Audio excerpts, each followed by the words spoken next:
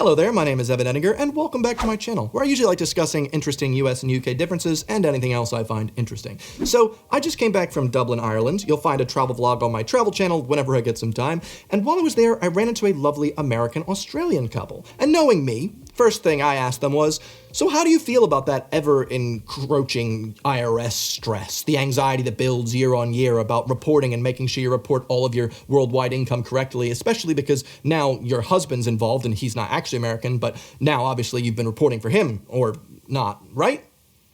She had no idea what I was talking about. What? I find that very bizarre. I feel like there's two types of Americans abroad that you'll find. Either ones that are very new, just recently moved abroad, they seem really happy, they fit the stereotypes, or ones that have lived for maybe longer than a year or two abroad, and they're a bit more stressed, they're a bit more anxious. This giant gaping boulder that they carry on their back everywhere, known as FATCA, FBAR, all these other IRS documents, can be shown in their face. Well, today's video is going to be quite interesting. Now, for those of you that are quite new to my channel, you might not know, I've made a previous video about this topic, about what it's like being an American abroad and double taxation, and I can genuinely say it is the best video I've ever made. So I highly recommend you watch that to get understanding of what we're talking about today, because recently there's been some news about Americans living abroad, and there might be a light at the end of the tunnel for us, but knowing the US, I highly doubt it. So let's dive in. So first of all, if you don't know this and you haven't for some reason watched my video, yes, as an American abroad, I have to file every single year and report to the IRS all of my worldwide income, every little penny that I make,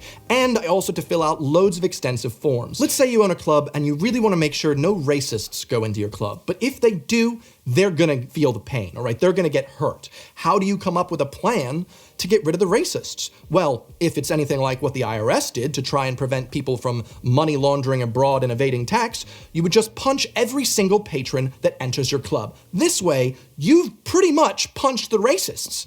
You've also punched a lot of innocent people, but at the end of the day, you kind of got most of the racists, though the racists started finding out and they have good resources, so they went through the back door and didn't actually get punched, so you're just punching normal people. Basically, it's a horrible system that affects way more people than I think they intended when they enacted these bills. See, the major issue with FATCA, FBAR, and most of these forms that Americans abroad have to fill out is that they're not able to cope with the sheer amount of reporting and volume that they're required to do in order to satisfy what the IRS requests of you. It's such an overwhelming amount that most Americans abroad have to spend £1,000 to £2,000 per year just to pay for a licensed accountant who knows what they're doing navigating both countries' tax laws. Now, what's interesting about this is the IRS has recently come out and said the IRS admits it cannot cope with the volume of FATCA reports. Really? Really? So not only can we, anyone living abroad, we can't deal with it. The IRS, who've basically made it so that we have to give them information, is like, we can't do it. There's too much information. Really, really, really, really. The US IRS has revealed it's struggling to process the data, which may require regulatory intervention due to limited capabilities. Wow, wow, wow. In a written testimony, IRS Commissioner Charles Rettig lamented a lack of resources to deal with the volume of reporting, both on domestic and international. He added that the IRS is still waiting to receive any significant funding needed to actually implement the FATCA oversight. Wow. Okay, let me break this down for you. So, Americans, no matter what class they're in, lower, middle, upper, we all have to send these incredibly extensive forms to the IRS each and every year, or legally, the US government can take 50% of all the money we have.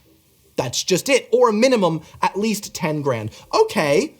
Wow, that sounds like a great system. Obviously, we need to give them the forms. However, in the 12 years since FATCA has been passed, they still don't even have a way of targeting the people that are flagrantly abusing the system and not actually giving them information. So the entire point of FATCA, supposedly, is to prevent these very rich Americans from, money laundering and putting their money in offshore bank accounts.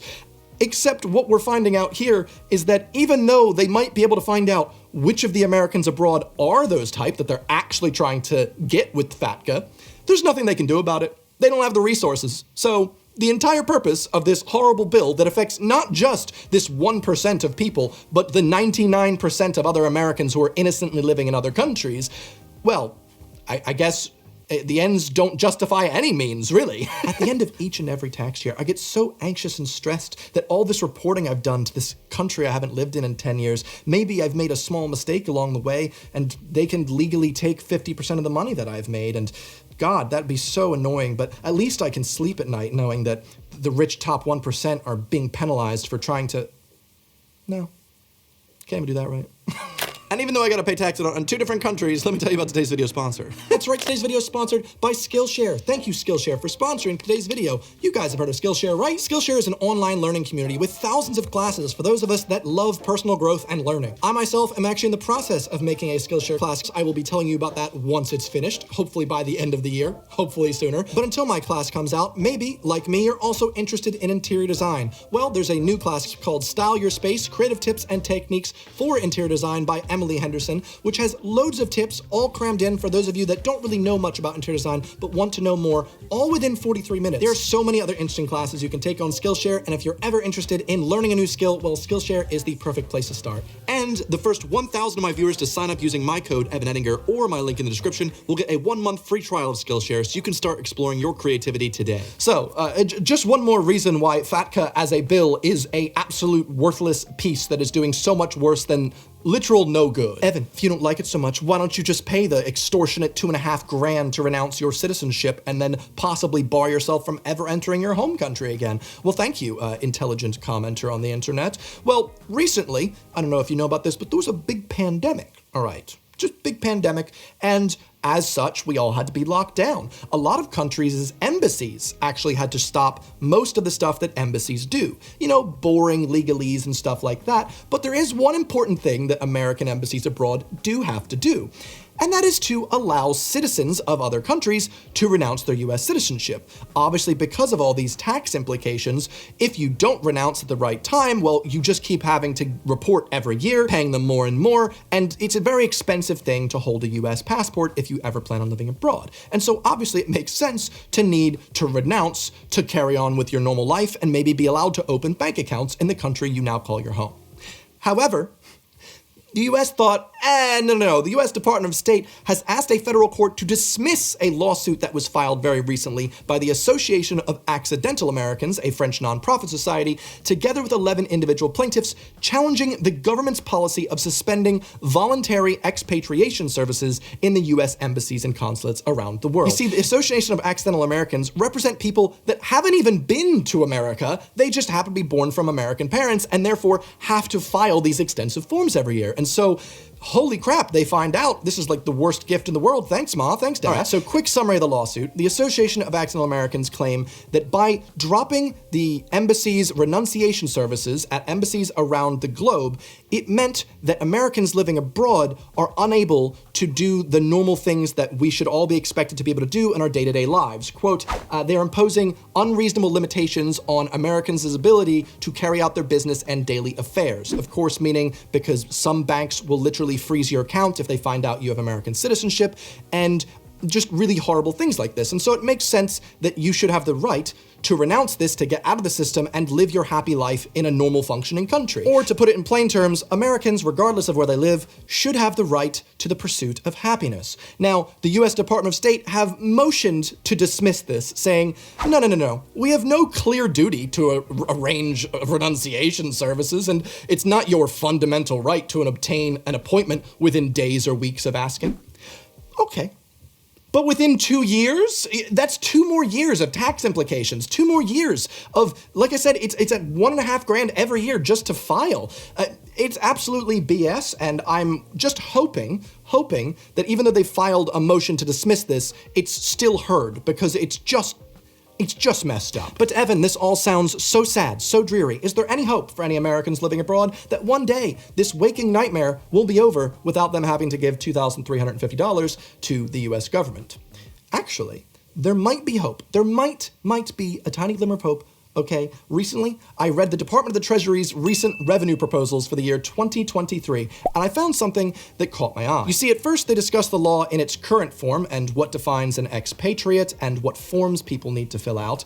But then they actually go in detail about all the negatives that are affecting us, and I found that quite surprising. We have here, first of all, if you are trying to find people that are being sneaky, it says here, specifically even in the Department of Treasury's document here, that the IRS just isn't funded enough to find the people that may have accidentally not filled out this form, because most Americans abroad don't know they even have to fill out Form 8854 because no one tells us, and it's a bit asinine. So given all this information, here's their proposal. The Secretary should have the power to provide relief for a narrow class of lower income dual citizens with limited US ties. This relief would only apply to taxpayers who have a tax home outside the US and they satisfy the other rules, assumably have been in the US for less than 28 days of the year and whatnot. All right, so I've got some thoughts. One, this is just a proposal, so at the end of the day, this probably isn't gonna go anywhere, but it is interesting that it's now being discussed in a more serious manner in the Department of State and the Department of Treasury. That's good news. The more we can talk about this issue, the more it might actually be resolved. My second thought here is I'm a bit concerned about the phrasing of narrow class of lower income dual citizens. Like, who's that going to be? What's that number going to be? How are they choosing that number? Now, let's just say they end up saying it's 20 grand a year. Do you live abroad and make under 20 grand? You've been given relief. You no longer have to worry about this horrible system. All right, step in the right direction. Those people are definitely having a worse time trying to deal with it than I am, but you know, it'd be nice, at the very least, something like if you make under $1 million, so I don't know, millionaires, they can deal with it. They're in the top 1%. They have people they can pay to sort this thing out. But ideal situation, the easiest way to fix this whole thing, and I just want to drive this home to wrap this whole video up, end citizenship-based taxation. It's just a horrible system. It makes no sense. We're the only country in the world outside of Eritrea to go through with this scheme, and it severely imposes an American's fundamental right to the pursuit of happiness regardless of where they live. And so the funny thing is, all these problems that the IRS is currently having with funding and trying to get the money to do what they've been tasked with doing, all of that magically goes away if we get rid of citizenship-based taxation. They can actually spend their money elsewhere, actually targeting people they need to target for money laundering and whatnot, and not just innocent Americans living abroad. But hey, tell me your thoughts if you're an American living abroad. I'd love to hear. Shout it out. If you're someone as well and you found this useful, please share it on your old groups, whatever you do these days. So thank you very much to Skillshare for sponsoring today's video, and thank you very much for watching this video to the end. I hope you have a lovely day. If you'd like to watch another video I've made, you can watch this one if you'd like. Other than that, I'll see you here next Sunday. Goodbye.